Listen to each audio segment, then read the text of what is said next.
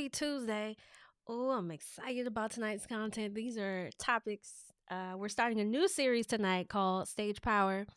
Part one, stage power is just your ability to show up boldly whenever you are in front of an audience. Doesn't matter how big, small, insignificant, or significant it is. When you're giving the opportunity to use your voice, that is a stage. And tonight, I'm going to begin to teach you how to use it powerfully. We'll be right back after the intro. You are excellence. Your mind is of excellence. Your visions are of excellence. Your unique superpower is nothing short of excellence. You amplify a voice of excellence. Your contribution to this world will be of excellence. You will achieve your highest goals and desires with excellence. Excellence in everything, every time. One day I'm gonna just have a whole. I love that. Happy Tuesday, family. I'm Linnita hosting, and I am a national edutainer, three-time author, philanthropist, really passionate about helping people use their soft skills to improve the relationships among those that they love and that they lead. If you're watching tonight for the first time and we have not yet met, I really want you to say where you are watching from and what brings you here tonight. You can drop that in the comments. If you happen to catch the replay, I want you to type in hashtag replay. It just allows me to see who's joining, who's staying connected, and who is tuning in. What else did I want to say? I think that's it for announcements. I'm excited about tonight's topic is because this year is actually my 10th year. This makes my 10th year speaking. And when I use the word edutainer is a combination of entertainment and education. So I always say it's my job to take something that is meaningful and of value and of importance to an organization and present that to an audience in an entertaining way. So that is why I use the word edutainer versus professional speaker. But for the past 10 years, I've been in front of all kinds of audiences, small and big. And tonight's series was inspired by the fact that I actually, well, a lot of things. One, it was inspired by a video I posted last week, and it almost went viral essentially, but it was shared hundreds of times. And it was related to my speech when I first began. I talked about how my articulation wasn't as polished, how my thoughts were not as fluid, like I wasn't able to speak without a lot of ums and ahs. I also talked about how I had to learn to master my tone, and this took time. So it wasn't I think people assume that I started this way, and I did not. It was something that I was able to groom over time. I was not formally coached by a person on my speech. These were practical things that I did to improve it because I wanted to be better. And this all stemmed from because I desired to be a journalist. And at the time, I attended a PWI college, which is a predominantly white institution. I was the only Black person in a lot of my classes, and that is when I first noticed the difference between my speech and my classmates. I don't think that students, when I talk to students, some say like we're redefining what it means to speak well, because that's subjective. But in a professional setting where you are being used on an international or nationally broadcasted, syndicated platform, there's an expectation that your speech would be somewhat polished, even if you have an accent or culturally you have some speech differences. So that's the measure when I say well, not like speaking like a particular demographic or not. And I guess that was the first time I became aware that my speech was different and there was an opportunity for me to improve. And so fast forward 10 years later, I don't even know how many times I've been in front of an audience. Well over, I don't know. I should probably start counting them. But I say all that to say I was inspired to talk about what it really means to own the stage that you're given. And so we're going to be starting a series called Stage Power tonight. The first topic that we're going to jump in on is conquering your inner critic. That's what we're going to discuss tonight. You probably think you know what I'm going to talk about, but I guarantee you don't know. Next week, we'll talk about improving your articulation, like practical exercises that you can do to improve your speech. and to improve how you not just articulate but pronounce words as well.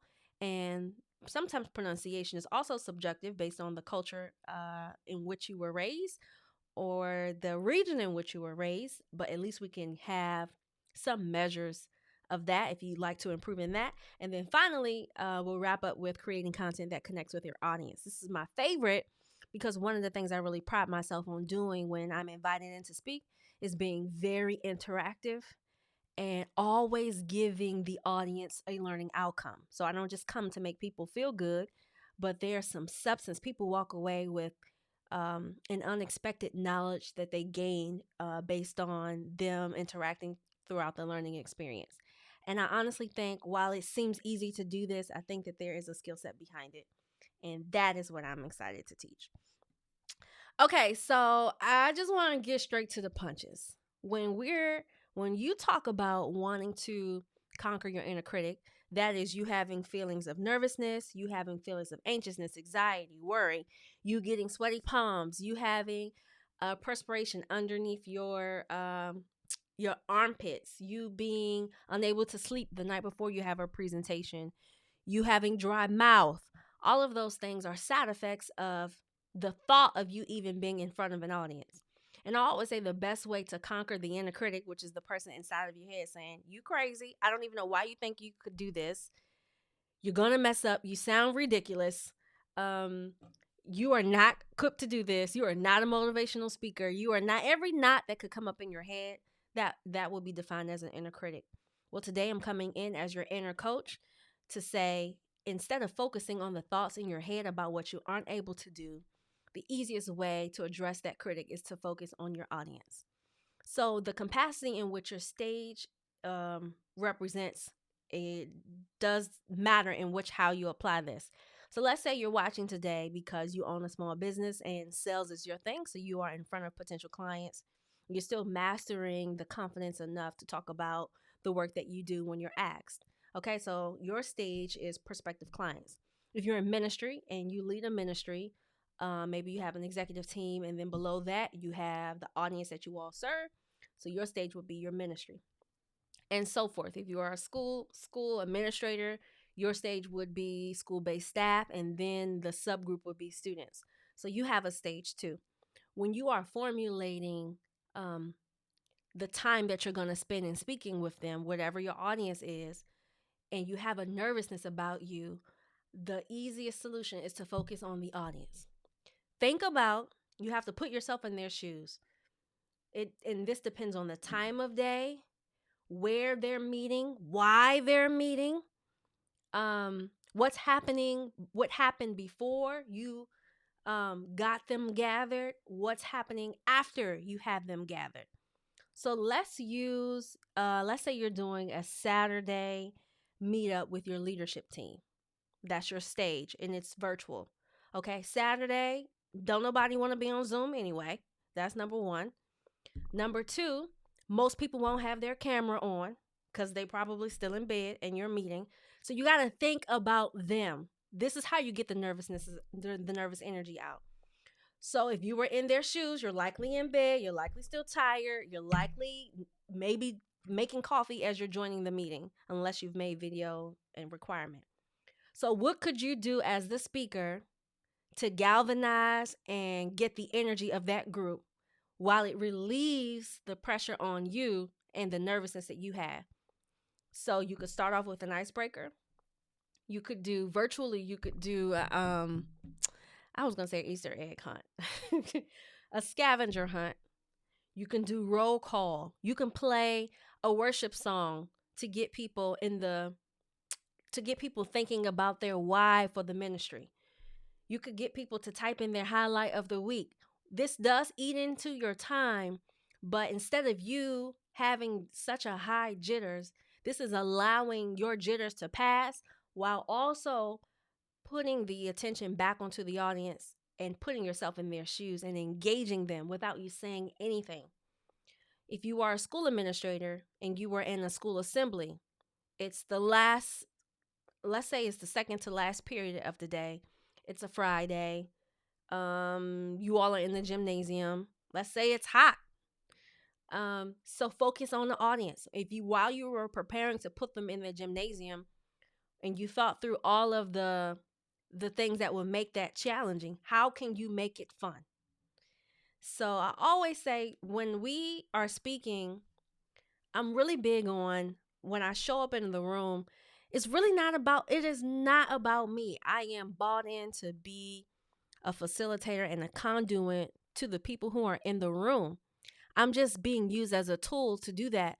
But the focus is not on me, how I make them laugh or how I make them feel. It's really the experience that they're having and how that is impacting them to make a change or to have a different understanding or perspective. So shifting the ownership is not about you, it's about them. Thinking of them in every capacity. So I would say that would be the first way. I want to remind you that if you are looking for ways in which we can work together, let's say you are a super fan of the work that you have a chance to come and visit every Tuesday. Here are three ways we can work together. You can bring me in to speak. You already know that. You can bring me in to train. Let's say you have a particular group. Let's say that you want to coach them on their presentation skills or their sales skills or them confidently showing up or their verbal communication. We can do that. I also have partnerships that sometimes require some type of, not some type, but requires custom language, and you can also do that. So if any of those interest you, you can go to linnitahosting.com/connect. And the last way, and this is coming up, so I'm just giving you a preview, but you can come to my event. I'll be hosting monthly workshops this summer, and they'll be related around stage power, but more information is coming. I am giving you a heads up because seated will be extremely limited so that the learning sessions can be intimate. I just wanted to tell you that. Okay, so we talked about focusing on the audience, shifting the ownership, shifting the how do I call it? Shifting uh the the purpose back onto them. That's the goal. And I think it's going to be definitely the most I think it's the easiest one. But here's the second one that I want to talk about, and that is creating an experience. I don't know about you, but there's something, I don't know if you realize this, but there is something um powerful about when you have when you really sit down and think about how you want people to feel as a result of coming to or attending something that you're doing. So, you know the saying, start with the end in mind. If you're building out a workshop or you're building out a clinic or professional development, always start with how do you want them to feel when they leave? This is something that I ask my clients when I ask them what would be a win as a result of having me come and be a part of the work that you're doing. They said a win would be, most of the time they say that the students or the staff, that they feel empowered, that they feel inspired, that they feel energized. That would be the win. And I always say inspired, empowered to do what? And then they'll say increase their performance, focus on their grades, create a community culture, be open-minded.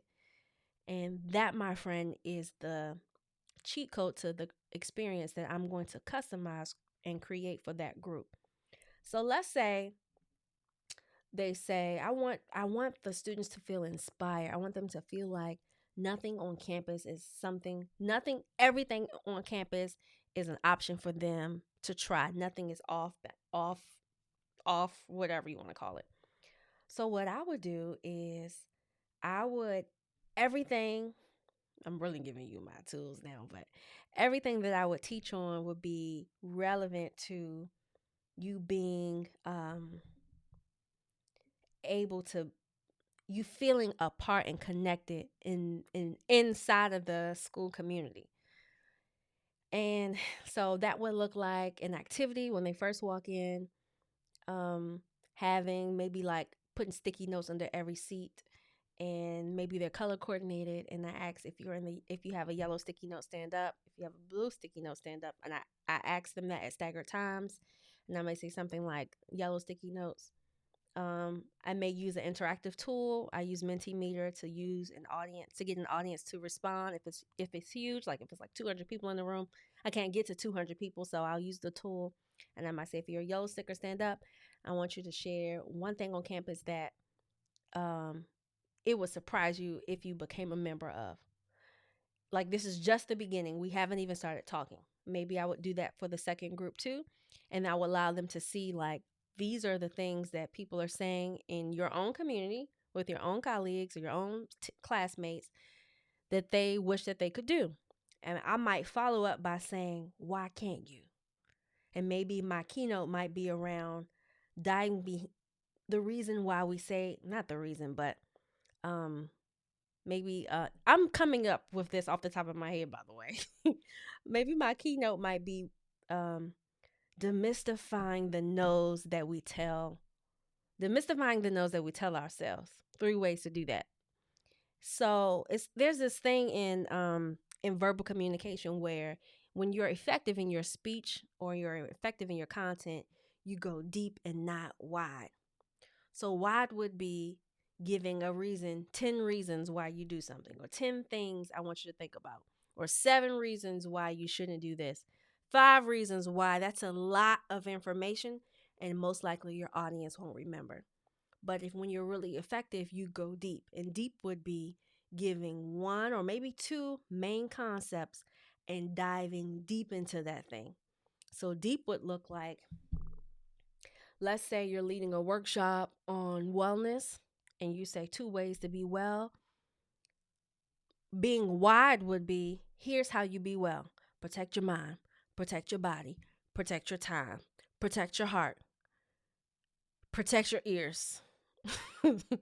And then teaching all of those things. That's wide. That's a lot of things. But maybe you may break it down into series. Series is that a word? Series. Okay, forget it. You might break it down and focus on ways to be well, protect your mind. Deep would look like meditating, daily practices that allow you to journal your thoughts. You may teach the audience how to write down the things that they're grateful for to reframe their thoughts on positive thinking. You see how that would be deep? And so part of if you were in this example, if you were doing a wellness workshop, part of the experience might be, your activities might be you giving them a chance to journal. Part of your experience might be turning on some really gentle music and allowing them to process the thoughts that they currently are having and then talk through that. That's creating an experience. In that setting, an experience would also be dimming the lights. An experience will also be asking each participant if they're interested in having an essential oil, um, maybe near their seated area. A part of the experience might be before you start the workshop, you go around and you ask them if they're interested in having an essential oil. Maybe it's a mood enhancer, citrus essential oil, and you dab it, drop it into their hand, and that sets the tone for how you're going to teach them about wellness versus just having everybody come in and you introduce yourself. There was no experience that you created. So the experience happens when they enter the space. So how can you create the experience? I'm really big on that. And I think this is important to help you conquer your inner critic, because the focus again is on the user having the experience that you're leading and facilitating. So you're nervous, but maybe you set the environment. They're coming in. They already are feeling excited, or however you've made them feel, they feel that way. There are a lot of barriers that how do I put this? That you don't have to fight through, like their lack of interest. They're automatically hooked. When you create an experience that people walk into, you automatically have their attention. So you don't have to overcompensate by being funny, by being goofy, by being anything that you think is entertaining when you focus on creating an experience when they arrive in your space. This could work in a bigger function too. Let's say if you are renting out a space, it's 200 people, or let's say it's 50 people. Maybe you start with like super dim, and then as things start to pick up, the music increases and the lights go up a little bit, and then it could be a video pops up, like all of those things they seem small, but when you are a participant in an environment, they're huge. So put the focus on the audience. Speaking of which, my number one rule is that you're responsible for creating the energy in the room. And take a peek at this video. This is my very first 60-minute keynote that I did in 2019. This right here is my swag. Hey!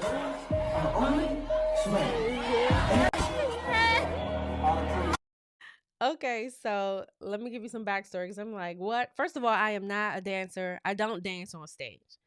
I was at a college in Illinois, and right before I was going to get on stage, after when my bio was being read, literally, there was a DJ next to me, and he said, "What song do you go on stage to?" And I don't have a song. And I was like, he was like, I was like, pick one. And he was like, okay. And he played that. So my response to that was what you saw. But in the back of my head, once a person sets you up or introduces you to an audience, and after they say, please welcome or give it up for, it's go time. So regardless of how you feel, regardless if you think you're ready, regardless if you don't like the song, that is your start. It is really hard to win an audience back after you've lost them. So what you do after that point is probably the most important thing that you could do when you have their time.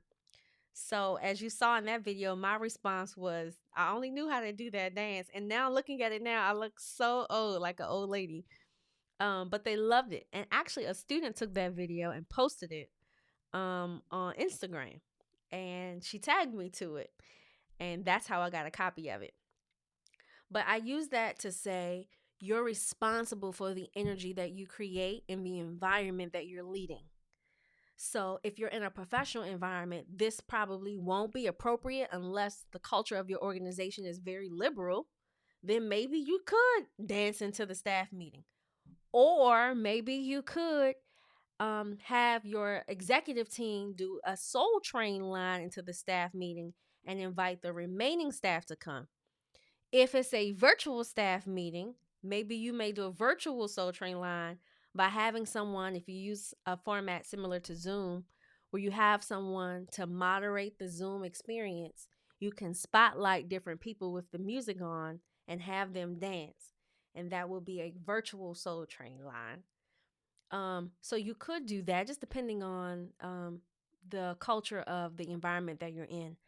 But just know that whatever you're leading, you're responsible for the energy that's created. So when you say things like, oh, they're never excited or hard to please, I can never get them to focus. One of the things that differentiates, and maybe this is, I'll just say it, one of the things that differentiates a speaker from a public speaker from a professional speaker is that we have the duty to not only grab the attention of an audience, but to keep it for the duration of the time that we have them. And if you think about that, we don't have backup dancers. Typically, we don't have music unless it's infused in your content, which is a good idea. But that's actually very hard to do.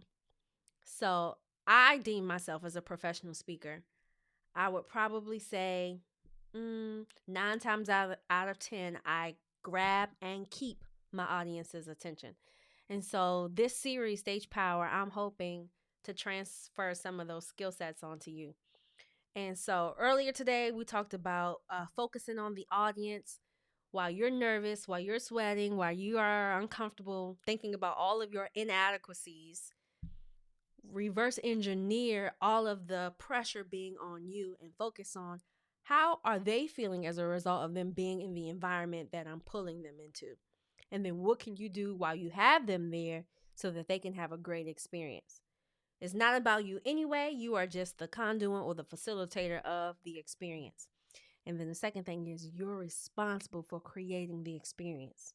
So you're not just there to translate words or to convey words or to share updates. You're there to create an experience. I want you to think of it that way. It shifts the game. It shifts how you prepare for things too. And the last thing that I'll say is, when you are when you have this inner critic that makes it really difficult for you to show up in your boldness and your confidence, is likely because you're unprepared.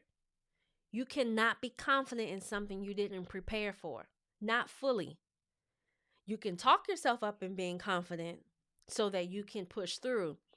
But if you want to have a sincere and genuine confidence that that translates to your listeners, that means you have to prepare. Preparation looks like writing down what you're going to say, at least getting it out of your head onto paper. Maybe and not you reading it, but at least you getting it out and reading over it. These are the key points that I want to make. And maybe you may reference it at a very high level as you're speaking. But it's difficult to feel confident and you're ill prepared. So, what does preparation look like for you? Does that look like starting 2 weeks early to prepare for something that's coming up?